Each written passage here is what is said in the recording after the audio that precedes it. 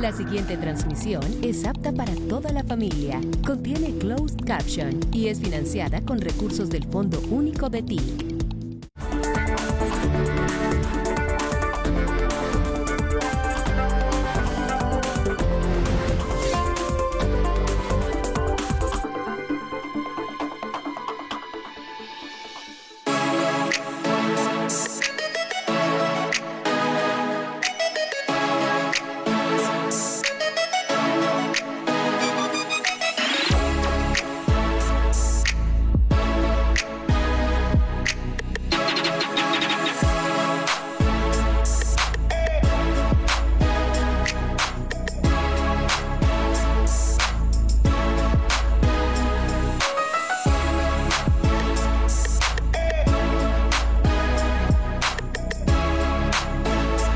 Entramos en la etapa ya de presentación de los resultados del gobierno. Todavía faltan 3 meses, pero muchas de las estadísticas ya están configuradas y es bueno presentarlas a la sociedad colombiana porque ese es nuestro deber. Por eso la presentación de logros debe ser pública. Hay gente que no quisiera que se presentaran porque nunca se han comunicado suficientemente, pero es el momento de hacerlo. Yo hubiera querido para la presentación del presupuesto al Congreso, que ya es el del año entrante, y que el gobierno que elijan los colombianos determinará, pero sobre la base del presentado por este gobierno y siguiendo el plan de desarrollo de este gobierno hasta mediados del año entrante, me hubiera gustado que me lo hubieran presentado. Hablando ahora de los 2 subsidios que nosotros dejamos como creación nuestra. Hay el primero, que es el bono pensional, el segundo, que es el subsidio a las madres cabeza de familia con niños menores de 6 años. Estos 2 subsidios tienen que ver con que los niños no estén desnutridos de 0 a 6 años y con que las personas ya viejas que tampoco pueden trabajar, el subsidio no va ligado a reemplazar gente que está en edad de trabajar, sino a los que no pueden trabajar, pues tengan no una pensión desgraciadamente el régimen pensional de la ley 100 no aumentó cobertura, pero un bono que llamamos pensional en la medida en que su valor supere la línea de pobreza. Comenzamos con 500,000 pesos para la madre cabeza de familia, para nutrir a los niños de los que sea mamá, y con 230,000 para la tercera edad. En estos subsidios lo que quiero que el ministro de Hacienda me explique del presupuesto ya presentado al Congreso es si se tuvo en cuenta que estos valores iniciales con los que hicimos los subsidios y los empezamos a entregar a la población, más o menos son, me dirá el logro en el Departamento de Prosperidad Social, fue las metas que nos propusimos, 3 millones de ancianos y ancianas en la tercera edad, porque están en los niveles más altos de edad. 3 millones de los niveles más altos de edad que no reciben pensión hoy, es decir, la mayoría de la tercera edad, después de 75 años, creo que es el límite, la mayoría no recibe pensión, nunca estuvo en el régimen pensional, y nosotros estaríamos llegando a un 100% de esa cobertura con el bono pensional, es el objetivo que propusimos. La cifra 230,000 es la cifra de pobreza. Seguimos utilizando la misma línea de pobreza de hace 2 años, 3 años. Entonces, un poco, Germán, es ver si el presupuesto del año entrante avanza en la política social del gobierno. Yo sí quisiera que en estos 2 subsidios que han sido tan efectivos, uno, reducir la pobreza extrema de la tercera edad, tema que el DANE debe decirnos si sucedió o no, y 2, en disminuir la desnutrición de una manera sustancial en Colombia, sobre todo la desnutrición infantil. Entonces, estos subsidios tienen que elevarse. para el año entrante. Por cobertura, que debería ser el caso de las madres, más el IPC sobre los 500.000. El IPC, yo diría el IP de nutrición, o sea, es difícil, pero porque los niños comen, los bebés comen diferente que los adultos, pero deberíamos tenerlo. Doctora, Planeación Nacional debe tener el índice para la primera infancia,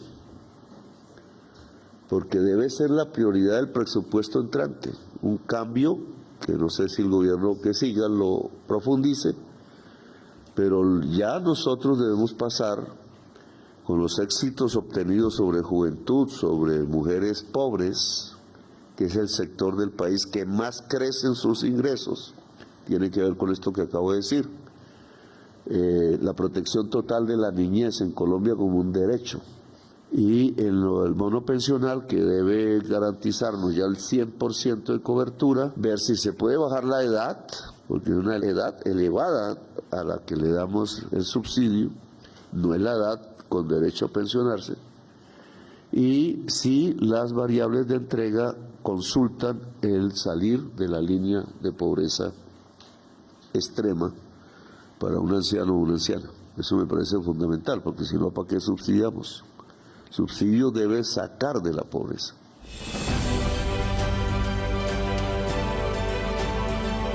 Se ha trabajado fuertemente en la reducción de la pobreza en dos líneas estratégicas. La primera, transferencias monetarias e inclusión productiva. En la reducción de la pobreza y la desigualdad, teniendo en cuenta los datos, como bien nos explicó ahorita el DNP, en el 2024 la pobreza monetaria alcanzó el nivel más bajo durante los últimos 13 años. 1.267.000 personas salieron de la pobreza monetaria, 420.000 superaron la pobreza extrema.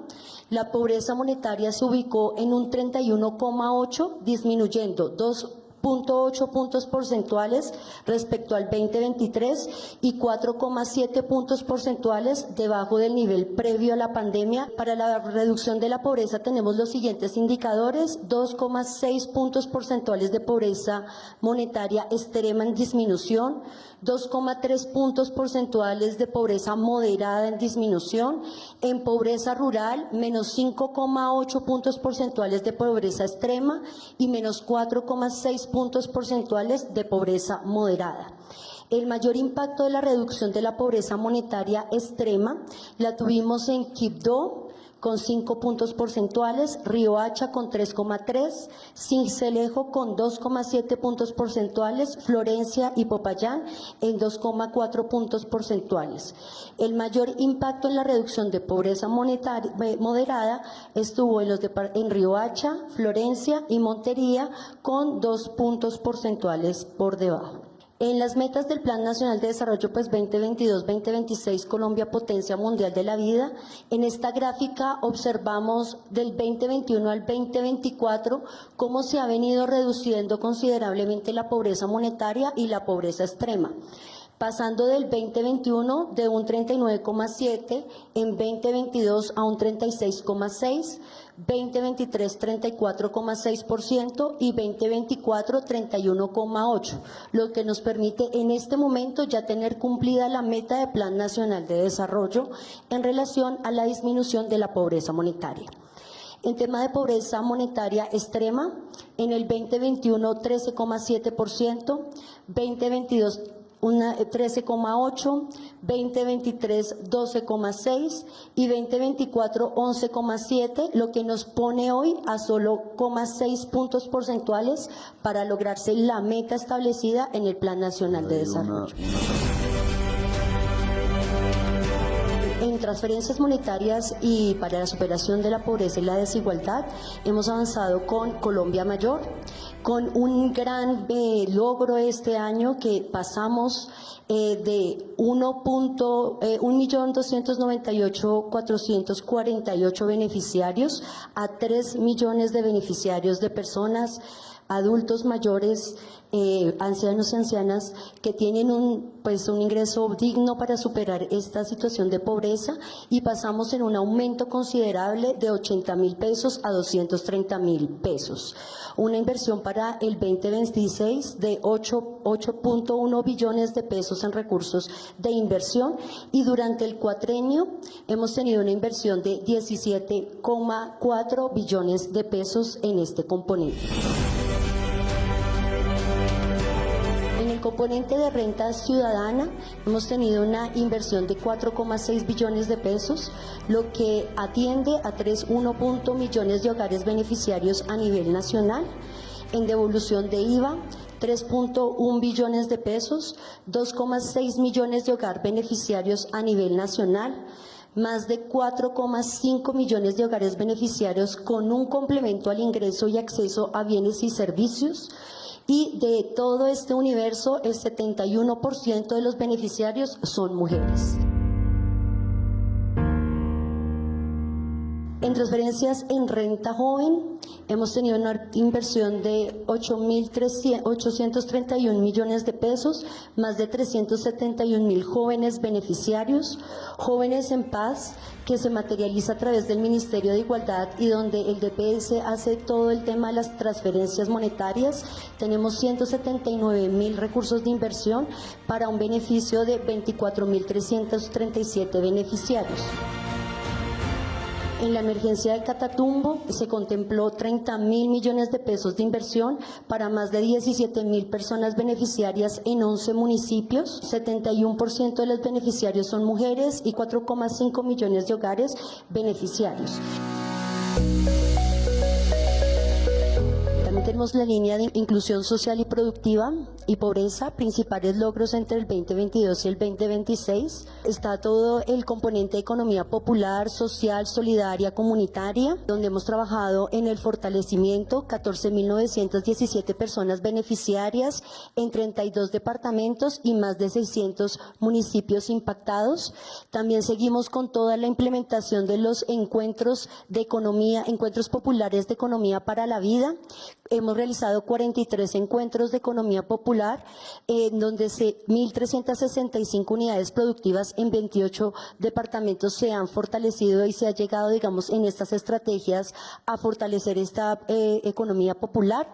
44.778, 313.955 recursos de inversión. En soberanía alimentaria, pues tenemos el componente de familias en su tierra, Hambre Cero e IRACA. En familias en su tierra tenemos una atención de 35.359 hogares de víctimas del conflicto interno armado con proceso de retorno y reubicación, 226.000 millones de inversión. En Hambre Cero, 193.441 beneficiarios, hogares en 18 departamentos de 128 municipios con entregas de canastas familiares, 95.000 millones de inversión. Y en hogares étnicos, 26.325 en 21 departamentos y 69 municipios con una inversión de 191.000 millones de pesos. Entre todos son 640 hogares étnicos y rurales en 43 municipios de 11 departamentos beneficiarios. En infraestructura social y hábitat, entre el 2022 y 2026, se han realizado 709 proyectos de cobertura potencial de 5,6 millones de beneficiarios en 32 departamentos, incluyendo Bogotá, y 475 municipios y distritos por 1.9 billones de pesos, 219 proyectos de circuitos agroalimentarios solidarios con beneficio cercano de 3,2 millones de personas, 800.059 millones en inversión, en puntos de abastecimiento solidario, 119 en procesos de viabilidad en cobertura en 27 departamentos y beneficio estimado para 1,2 millones de personas por 520.000 millones de pesos en inversión inicial. Conectividad vial para la inclusión, 351 proyectos con beneficio potencial para 2,1 millones de personas.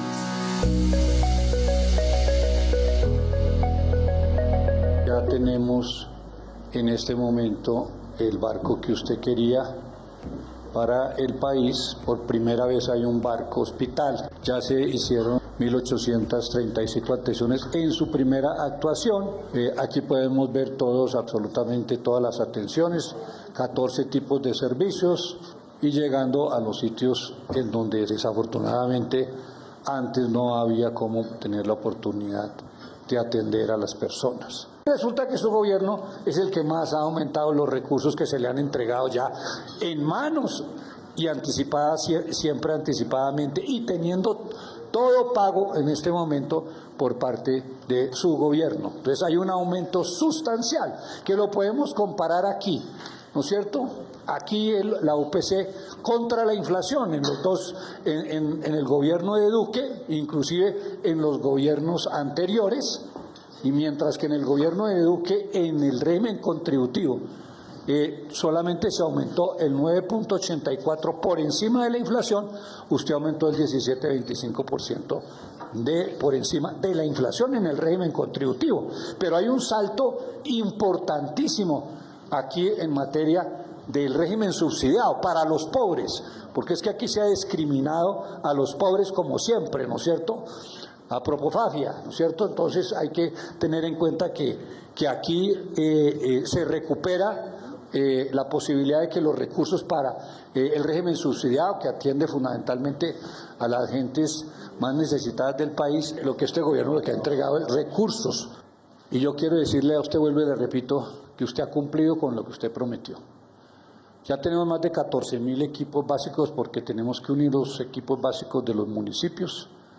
Entonces hemos cumplido con el 100% de llegar a todos los municipios. No hay un municipio en donde no hayan llegado los equipos básicos. No hay un solo municipio. Y hemos atendido 9.5 millones de familias en este momento. Se ha cumplido lo que usted ha querido, señor presidente. Se traduce la inversión en más capacidad de atención oportuna. Aquí uno iba, y se lo digo yo porque yo he sido gobernador y alcalde. Vine una vez como alcalde a pedir una ambulancia, me dijeron, le damos 2 ambulancias, pero tiene que pagar la mitad pagar la mitad de las ambulancias. Le dije, no, gracias, me fui y compré 5. Aquí usted le ha entregado 1.680 ambulancias a todos y cada uno casi de los municipios que hay. Y esas ambulancias, como este buque, llegan a todas partes, sin ningún problema. Tenemos en este momento 1.882 proyectos de infraestructura, recuperando los hospitales. Usted ya ha luchado y tiene en su mente algo permanente que es el Hospital de Nazaret. Se lo va a entregar, señor presidente. Ya estamos comprando la dotación, apenas llegue la dotación que está llegando ahora, para que usted vaya y la inaugure en Nazaret. ¿Cómo? Y energía limpia, que está allá el doctor, lógico, señor ministro, ¿no es cierto? Ha reducido usted en un 60% la desnutrición, señor presidente.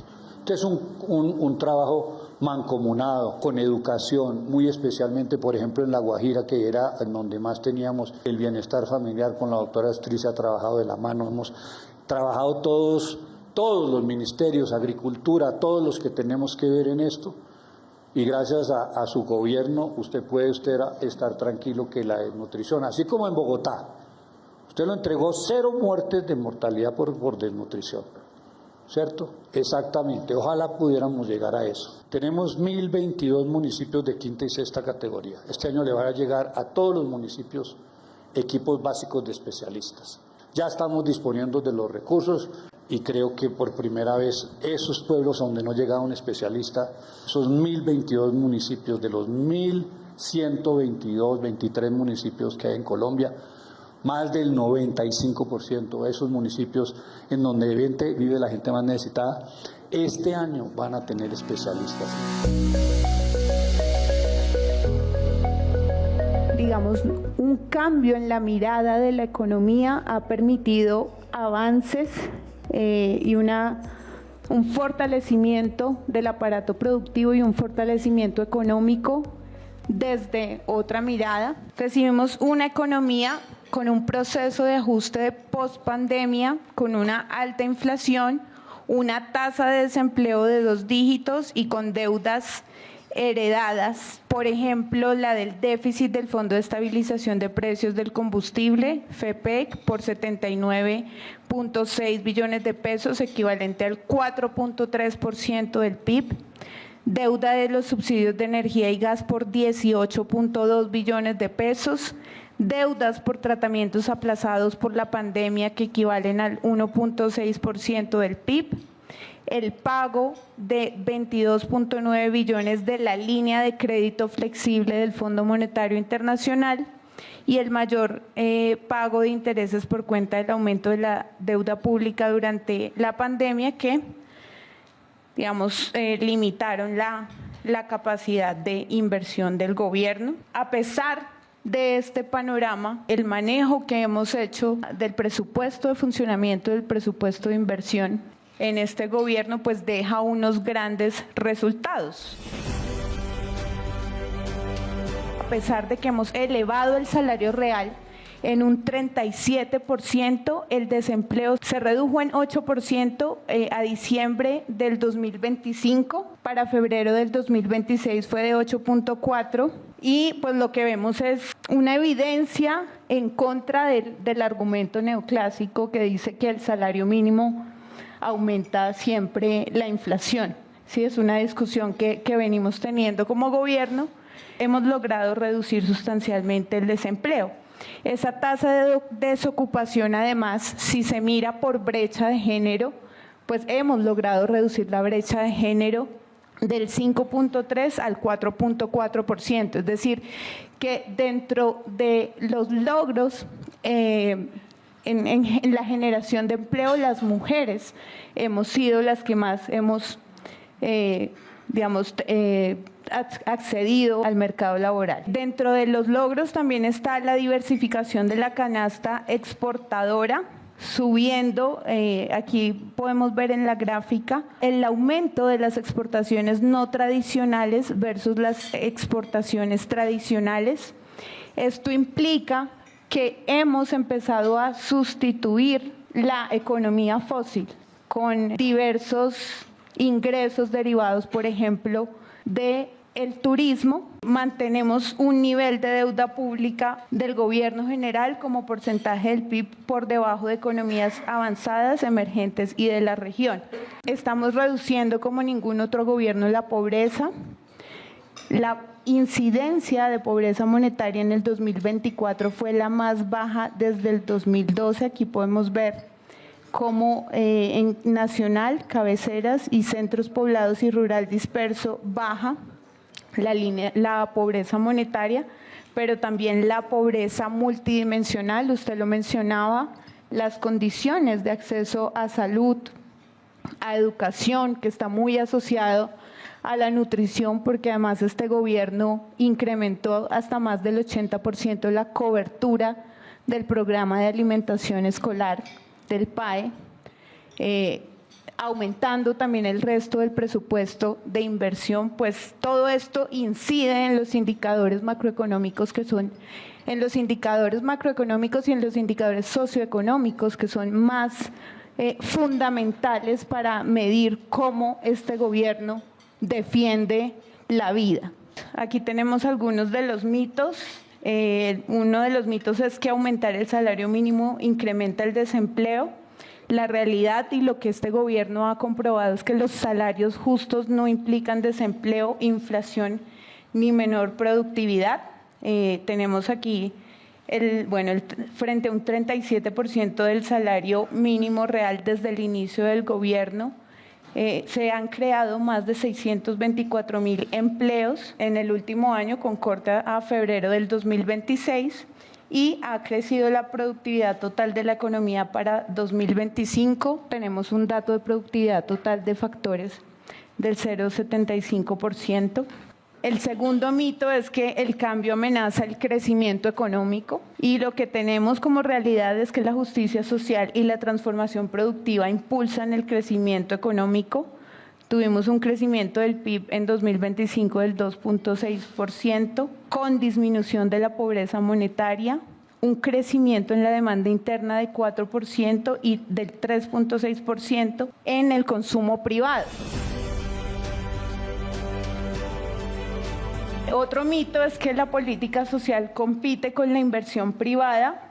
Como lo acabo de explicar, pues también impulsa la inversión productiva. Se produjo un 9% en 2025 del crecimiento de la inversión en maquinaria y equipo, un crecimiento del 4.7% en recursos biológicos cultivados, y esto tiene mucho que ver con toda la política de reforma agraria que ha sido impulsada desde el Ministerio de Agricultura, con la redistribución de tierras, con la formalización de tierras, con los proyectos de desarrollo productivo y con el aumento de la ocupación rural también.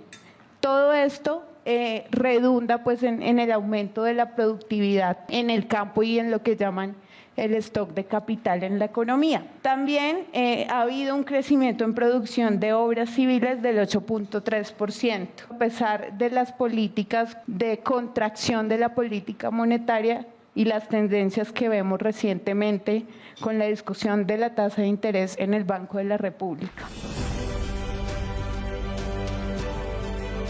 En materia de educación, y bueno, aquí voy a empezar a meterme un poquito en los logros de los sectores para que ya lo vayan desarrollando, pero hemos logrado aumentar la tasa de cobertura bruta en educación superior. Es la más alta de los últimos 20 años, 57.53%, con 907.000 estudiantes beneficiarios de la política de gratuidad y más de casi 246.000 estudiantes nuevos en educación superior. La inversión en educación, podemos ver cómo ha aumentado el presupuesto de inversión y también en el de funcionamiento. A partir del año 2025 reclasificamos 1.4 billones de inversión para respaldar la política de gratuidad desde funcionamiento.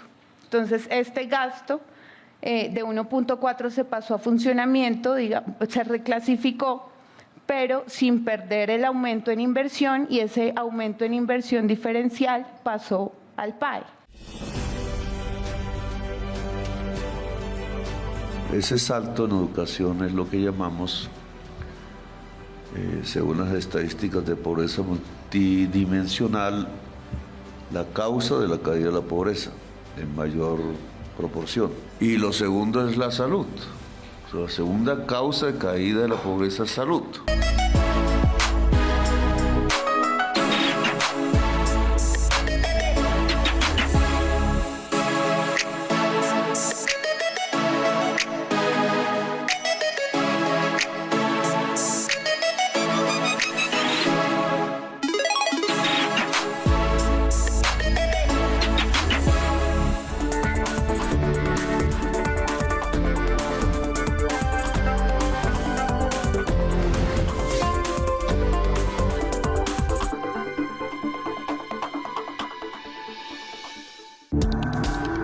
Este contenido fue financiado con recursos del Fondo Único de TIC.